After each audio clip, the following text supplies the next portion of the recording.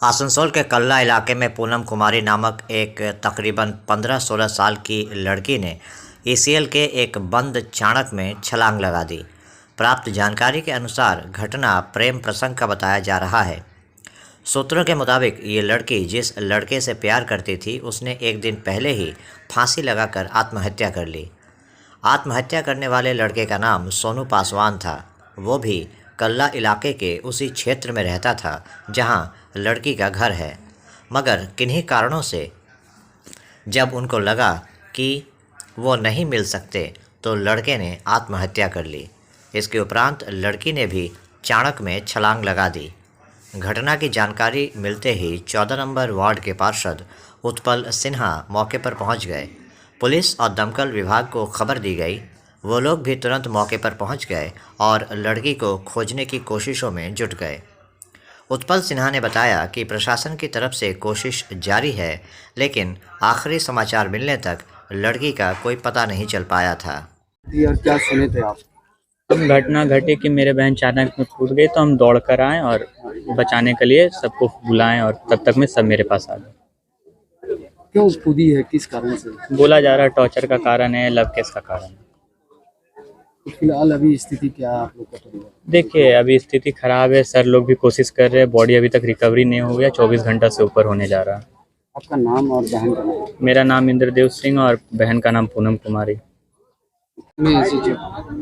আমি কালকে এখানে একটি ছেলে সুইসাইড করেছিল। আমরা হসপিটালে ছিলাম, তো হসপিটালে শুনলাম যে একটি মেয়ে সুইসাইড করেছে সামনের চাণকে। তো এই চাণকটা বাইরে থেকে দেখে বোঝা যায় না। এলাকায় আমি বহুবার এসেছি, তো চাণকটা এসে দেখলাম একটা বিভৎস চাণক। এখানে বাউন্ডারি দিয়ে ইসিএল কর্তৃপক্ষ ঘিরে রেখেছে, চাণকে ঝাঁপিয়ে দিয়েছে। আমরা সঙ্গে সঙ্গে এখান থেকে নর্থকে ফোন করলাম। নর্থের প্রশাসন অত্যন্ত তৎপরতার সাথে 10 মিনিটের মধ্যে তার ফায়ার ব্রিগেড, তার স্টেট ডিজাস্টারের টিম এবং তারা সক্রিয়ভাবে এখানে কাল থেকে পরিশ্রম করছে, কিন্তু এখনও পর্যন্ত রিকভারি হয়নি। আসলে এই চাণকটার এমনই ভৌগোলিক বৈশিষ্ট্য যেখানে খুঁজে পাওয়া খুব মুশকিল। ন্যাশনাল ডিজাস্টার টিমকেও ডাকা হয়েছে। কালকে বিকেলবেলায় নর্থের বড়বাবু খবর দিয়েছেন এবং তারা খুব শীঘ্রই এখানে পৌঁছে যাবে। আশা করি এটা রিকভারি করবে।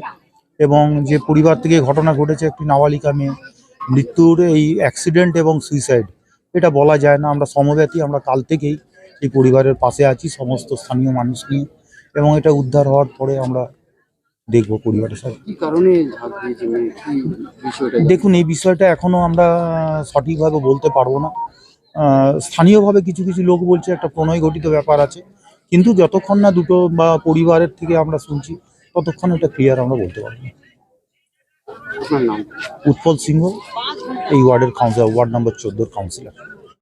रिटेल प्राइवेट लिमिटेड के यूनिट एसएनवी शॉपी आसनसोल की पहली वर्षगांठ के अवसर पर आज आसनसोल में जीटी रोड के किनारे एसएनवी शॉपी में एक भव्य कार्यक्रम का आयोजन किया गया। यहां इस ग्रुप के चेयरमैन आलोक मौर्य विशेष रूप से उपस्थित थे। इस मौके पर केक काटा गया। साथ ही आज के दिन एसएनवी शॉपी में आने वाले ग्राहकों का भव्य स्वागत भी किया गया। इस मौके पर पत्रकारों से बातचीत करते हुए आलोक मौर्य ने कहा कि आज बड़ी खुशी की बात है कि एसएनवी शॉपी आसनसोल को 1 साल पूरे हो गए। पिछले साल 1 सितंबर को इस शोरूम ने अपनी यात्रा शुरू की थी और देखते ही देखते 1 साल पूरे हो गए। उन्होंने इसके लिए आसनसोल वासियों को तहे दिल से धन्यवाद दिया। उन्होंने कहा कि आसनसोल वासियों के प्यार और उनके सहयोग के बिना ये संभव नहीं था। इसके साथ ही उन्होंने बताया कि आने वाले दुर्गा पूजा के मद्देनजर उनके शोरूम में लेटेस्ट कलेक्शन भी आया है, जो कि बेहद सुलभ मूल्य पर उपलब्ध है।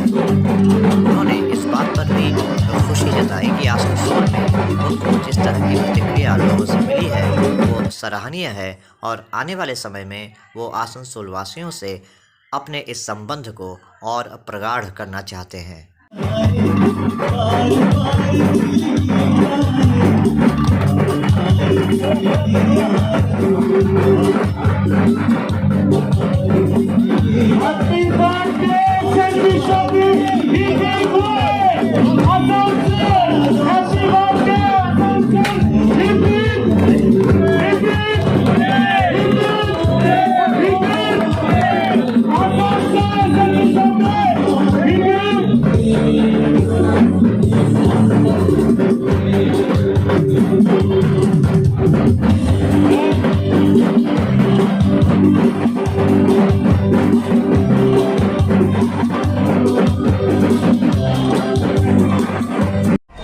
আমাদের কোম্পানি নাম হচ্ছে সানভি রিটেল প্রাইভেট লিমিটেড।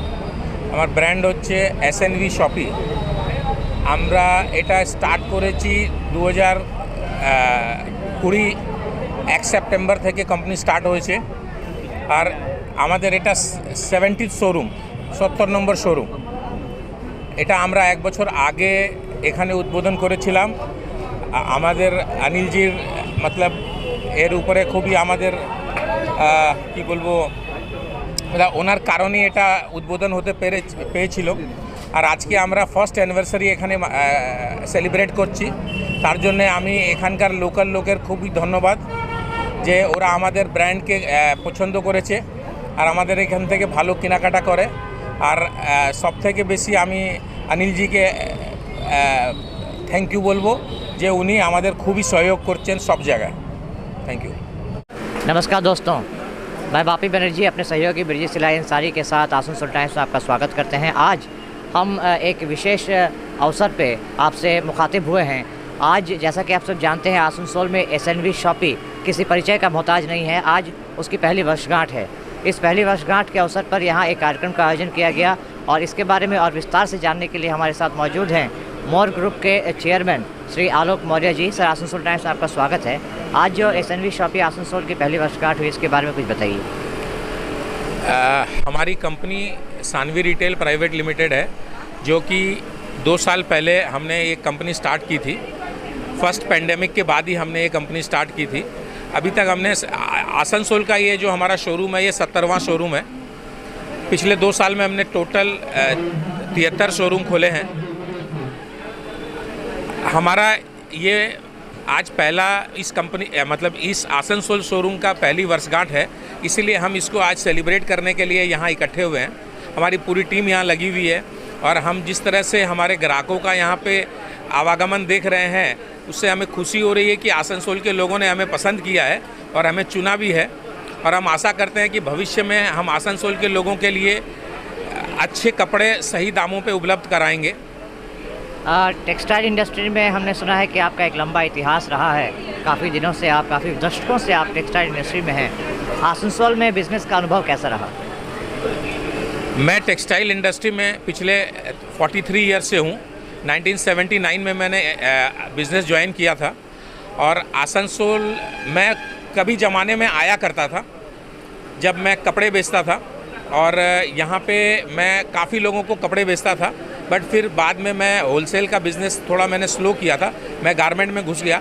अभी लास्ट ईयर जब हमने फर्स्ट शोरूम खोला है तो उसके बाद हम देख रहे हैं कि यहाँ मतलब यहाँ के लोगों की ख़रीदारी बहुत अच्छी है और यहाँ लोगों की चॉइस भी बहुत अच्छी है और लोग लेटेस्ट फैशन को पसंद करते हैं। आपने कहा कि आपने बहुत मतलब जिसे कहा जाता है ज़मीन से शुरुआत की थी और आज इतना एक जैसे कहते हैं कि टेक्सटाइल इंडस्ट्री आपका ये है। एक थोड़ा सा अगर हट के सवाल करें, आप नई पीढ़ी को क्या संदेश देना चाहेंगे व्यवसाय को लेकर? देखिए, आज के ज़माने में हमारी जो नई पीढ़ी है वो सोचती है कि हम बहुत जल्दी थोड़ा काम करके ही बहुत बड़े बन जाएं। पर जो मेरा अनुभव रहा है, विगत 43 साल मैंने बिज़नेस में बिताए हैं, आपको कड़ी मेहनत और डेडिकेशन से काम करना पड़ेगा। कोई भी चीज़ एक दिन में सक्सेस नहीं हो सकती है। हम कोई एक घर भी बनाते हैं तो उसको अगर 1 मंजिला घर भी बनाते हैं तो उसको बनाने में हमें 6 महीने से 1 साल लग जाता है। तो मेरी युवाओं के लिए यही कहना है कि वो लोग मेहनत करें और मन से मेहनत करें, सफलता उनके कदम चूमेगी, ज़रूर चूमेगी। जी हाँ, कहा भी जाता है कि Rome was not built in a day. एक दिन में कुछ भी नहीं होता और इसके लिए कड़ी मेहनत, लगन और निष्ठा के साथ लगे रहना होगा। सर, आसनसोल टाइम्स से बात करने के लिए बहुत बहुत धन्यवाद और आपको इस पहली वर्षगांठ की बहुत बहुत बधाई। आसनसोल टाइम्स की तरफ से मुबारकबाद। हम चाहते हैं कि ये आपका जो ये कारवां है आगे बढ़ता रहे और इस तरह से और भी आप सफलता के नए नए शिखरों को छूते रहें। धन्यवाद। Thank you. तो ये थे आलोक मौर्य जी। इनका कहना है कि ये आज पहली वर्षगांठ पे यहाँ पे आए हैं और इनको बड़ी खुशी हुई है आसनसोल में व्यवसाय करके और इन्होंने संदेश दिया युवाओं को कि कड़ी मेहनत और लगन का कोई विकल्प नहीं है। तो मैं बापी बनर्जी अपने सहयोगी ब्रिजेश सिलाई अंसारी के साथ चाहते हैं इजाज़त। नमस्कार। आसनसोल के हटन रोड इलाके में स्थित फैज़े आम ऑटो स्टैंड में तृणमूल कांग्रेस के श्रमिक संगठन INTTUC की तरफ से नॉर्थ ब्लॉक 1 के अध्यक्ष राजू अहलवालिया के नेतृत्व में एक बैठक हुई। इस ऑटो स्टैंड से हटन रोड से कुरैशी मोहल्ला तक ऑटो का परिचालन होता है। बैठक के संदर्भ में राजू अहलवालिया ने बताया कि इस ऑटो स्टैंड पर खड़े होने वाले सभी ऑटो वैध हैं, जो कि सरकार के सभी नियमों का पालन करते हुए और हर प्रकार के टैक्स देकर यहाँ से ऑटो का परिचालन करते हैं। मगर बीते कुछ समय से कुछ बाहरी ऑटो चालक यहाँ आ रहे हैं और इनको डरा धमकाकर इस रूट पर ऑटो चलाने की कोशिश कर रहे हैं, जबकि उनके पास इस रूट पर ऑटो चलाने का परमिट नहीं है और इन ऑटो चालकों के पास वो परमिट है। राजू अहलवालिया ने कहा कि इस तरह से अगर कोई वैध ऑटो चालकों को डराने धमकाने का काम करेगा तो श्रमिक संगठन INTTUC इसे हरगिज़ बर्दाश्त नहीं करेगा। उन्होंने कहा कि प्रशासन से भी इस संदर्भ में कहा गया है कि वो इस तरह की कार्रवाई पर नकेल कसे। आज हम लोग एक तो मीटिंग बुलाए हैं कुरैशी मोहल्ला हटन रोड, जो ऑटो स्टैंड है, जिसका के परमिट होल्डर है ये लोग सरकार को रेवेन्यू देते हैं, इनका ड्राइविंग लाइसेंस है, इनके पास सब तरह का माने वेद ये ऑटो स्टैंड है। कुछ लोग जो है बाहरी लोग ज़बरदस्ती, जिनका कोई परमिट नहीं है, जिनके पास कोई कागजात नहीं है, जिनके पास किसी तरह की इस रूट में चलने की अनुमति नहीं है, वो लोग हमारे कुछ ड्राइवरों को चमकाते हैं धमकाते हैं। तो मैं इतना खाली कहना है, आज हम लोग इसलिए बैठक किए थे, प्रशासन को हम लोग बोले हैं कि जो हमारा जिस जगह में हमारा ऑटो परमिट चलता है, परमिट होल्डर है, उसको जो है प्रशासन का काम है उसको उसके पास उसकी मदद करना। अगर कोई भी अगर चमकाता है या अगर उस पर मेरे एक भी ड्राइवर पर अगर किसी प्रकार का अत्याचार होता तो हम लोग का पूरा संगठन INTTUC संगठन इकट्ठा होकर उसका मुकाबला करेगा। और हम लोग जो हैं प्रशासन को बोलते हैं कि हमारे श्रमिक जो हैं उनको आप सुरक्षा प्रदान कीजिए, क्योंकि ये हमारे जो श्रमिक हैं वो कुरैशी मोहल्ला के जितने भी लोग यात्रा आते जाते हैं, यही एक साधन का माध्यम है जो ऑटो वाला जो रात दिन सेवा देता है। इसलिए इन पर अगर किसी प्रकार की कोई भी तकलीफ इनको होती है तो आवाम से भी हम विनती किए हैं, आवेदन किए हैं कि आप इनके पास खड़े रहिए, इनके सिर पर आप अपना हाथ रखिए ताकि ये आप लोगों को सेवा देते रहें। इतना ही बोल के हम अपना वक्तव्य शेष करते हैं। मौलाए घटक जिंदाबाद, जिंदाबाद, अभिजीत घटक जिंदाबाद। आपका नाम और परिचय? Raju Ahluwalia, INTTUC 1 number block president north block. कुछ दिनों बाद बंगाल का सबसे बड़ा त्यौहार दुर्गा पूजा मनाया जाएगा। इसे लेकर जैसे आम लोगों में उत्साह देखा जा रहा है, वैसे ही पुलिस प्रशासन भी दुर्गा पूजा के दौरान किसी प्रकार की अप्रिय घटना न हो, ये सुनिश्चित करने के लिए तत्पर है। इसी क्रम में शनिवार शाम को रानीगंज के सीताराम जी भवन में एक ज़रूरी बैठक हुई।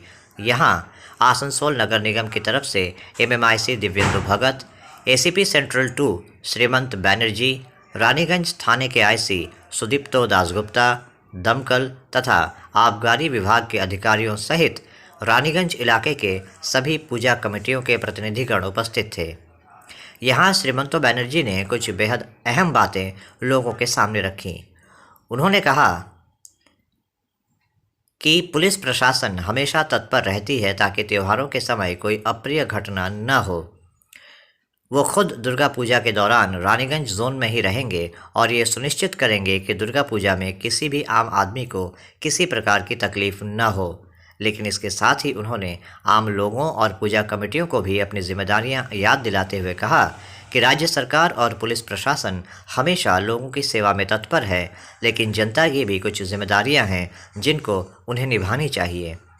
उन्होंने कहा कि जो भी नियम कायदे कानून बनाए जाते हैं वो जनता की भलाई के लिए, उनकी सुरक्षा के लिए बनाए जाते हैं, लेकिन अक्सर देखा जाता है कि जनता ही उन नियमों को तोड़ती है। उन्होंने पूजा कमेटियों को सरकारी गाइडलाइंस का अनुसरण करते हुए पूजा मनाने की हिदायत दी और कहा कि जो भी थीम बनाएं उसमें सामाजिक वार्ता हो, ये सुनिश्चित करते हुए थीम बनाएं। उन्होंने कहा कि सेफ ड्राइव, सेव लाइफ, बाल विवाह रोकने सहित अन्य विषयों को पूजा में थीम बनाने की सलाह दी। वहीं आसनसोल नगर निगम के MMIC दिव्येंदु भगत ने भी कहा कि वो खुद भी एक पूजा कमेटी से जुड़े हुए हैं और उनको बहुत खुशी होती है जब वो रानीगंज वासियों में दुर्गा पूजा को लेकर अपार उत्साह देखते हैं। उन्होंने कहा कि दुर्गा पूजा को अच्छे से मनाना सिर्फ किसी एक व्यक्ति के बस में नहीं है, सबको इसमें सहयोग करना है और उन्होंने विश्वास जताया कि रानीगंज वासी पुलिस प्रशासन और आसनसोल नगर निगम के साथ इस मामले में पूरा सहयोग करेंगे उन्हें पूजा कमेटियों से भी सरकार और प्रशासन के दिशा निर्देशों का पालन करते हुए दुर्गा पूजा मनाने की अपील की। रानीगंज से जाहिद अनवर की रिपोर्ट। আপনারা মেনটেন করেন, আমার মনে হয় আরো সুন্দর সুষ্ঠুভাবে পুজোগুলো করা যাবে। এক নম্বর হচ্ছে সিসিটিভি প্যান্ডেলে। প্রত্যেক পুজো কমিটিকে আমি অনুরোধ করব অন্তত যেভাবে হোক দুটো করে সিসিটিভি প্রত্যেক প্যান্ডেলে অন্তত লাগানোর জন্য। একটা হচ্ছে মূর্তির দিকে মুখ করে, একটা হচ্ছে বাইরের দিকে মুখ করে। এটা গেল এক নম্বর। দু নম্বর হচ্ছে স্ট্রং ভলেন্টিয়ার। প্রত্যেক পুজো কমিটিকে অনুরোধ করবো একটা স্ট্রং ভলেন্টিয়ার ফোর্স রেডি রাখতে এবং সেটা ভলেন্টিয়ার লিস্টটা থানায় দিয়ে দিতে, যাতে কোনো কিছু অসুবিধা হলে আমরা ডাইরেক্ট তাদের সঙ্গে যোগাযোগ করব। তখন তো শুনুন একটা প্রবলেম হলে তখন হট করে কোথায় সেক্রেটারি, কোথায় প্রেসিডেন্ট, কোথায় কে আছে হট করে দিয়ে পাওয়া যায়, আমরা জানি, আমরা বহু জায়গায় দেখেছি। সুতরাং এই স্ট্রং ভলেন্টিয়ার লিস্টটা থাকলে আমরা তখনই ভলেন্টিয়ারদের সঙ্গে যোগাযোগ করে আমরা কিছু অ্যাকশন নেওয়া থাকে নিয়ে নিতে পারবো। বা এই ভলেন্টিয়াররা সব জায়গায় পুলিশ হয়তো সবসময় থাকবে না, অতগুলো পুজো হয়, ছোটোখাটো কিছু যদি অসুবিধা হয় পুজো প্যান্ডেলে তখন এরাই সামনে নিতে পারে। এই দুটো জিনিস আপনারা আমার মনে হয় যদি করেন তাহলে পুজো আরও ভালো হবে, আরও সুন্দরভাবে আমরা এবার পার করতে পারবো। আমাদের তো না করে সারা বছর ধরে প্ল্যানিং না করে তাহলে কিন্তু এক্সিকিউশনটা আমাদের খুব একটা ভালো হবে না। যেটা আমাদের কর্পোরেশন এবং এমআইসির পক্ষ থেকে বলেছে যে থিম কিছু দেবেন, প্রত্যেকটা থিমই কিন্তু আপনারা যদি ওয়ার্কআউট না করেন, আমাদের যে থানার থেকে যে প্রত্যেকটা পুজো মণ্ডপ যে ভিজিট হয় এগুলোর উপরে কিন্তু পয়েন্ট থাকবে। যেমন বাল্য বিবাহ থেকে মানে 18 বছরের নিচে বিবাহ থেকে শুরু করে ড্রাগের নেশা, সর্বনাশা, সর্বশিক্ষা ইত্যাদি ইত্যাদি, সেম রাইট সেম লাইফ, প্রত্যেকটা জিনিস এবং প্রত্যেকটা এর জন্য আপনারা যে যত ভালো করে এগুলো করতে পারবেন কিছু কিছু ফেস্টুন ব্যানার কর্পোরেশনের পক্ষ থেকে নিশ্চয়ই পাবেন। এবং সেম রাইট সেম লাইফের কিছু আমি ওসি ট্রাফিককে রিকোয়েস্ট করবো সেম রাইট সেম লাইফের দেওয়ার জন্য, ফেস্টুন দেওয়ার জন্য। পুজো সবার, কিন্তু আমরা এটা ভুলে যাই। পুজোটা সবাই কিন্তু আমরা খুব ভুলে যাই। এখানে প্রত্যেক মিটিংটা যখন প্রথম থেকে শুরু হলো লাস্ট অব্দি আমি একটা ব্যাপারেই দেখলাম সবাই খুব উৎসাহ 100%, তখন সবাই কনসেন্ট্রেশনটা এদিকে দিচ্ছে।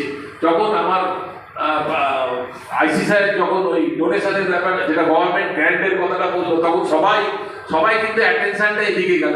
কিন্তু যে দায়িত্বর ব্যাপারটা আছে ডিজে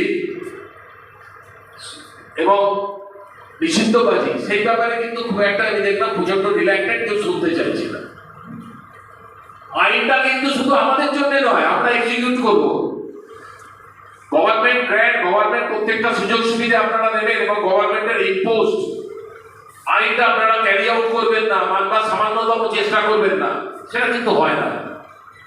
রানীগঞ্জের মতো ভালো জায়গায়, অনেকই জায়গায় আমরা আশাই করবো যে আপনারাই করবেন এবং আমাদের প্রত্যেকটা পদে যদি স্লিপ খেয়ে যায় আমরা প্রত্যেকটা পদে হাত বাড়িয়ে যাচ্ছি, আমরা থাকবো।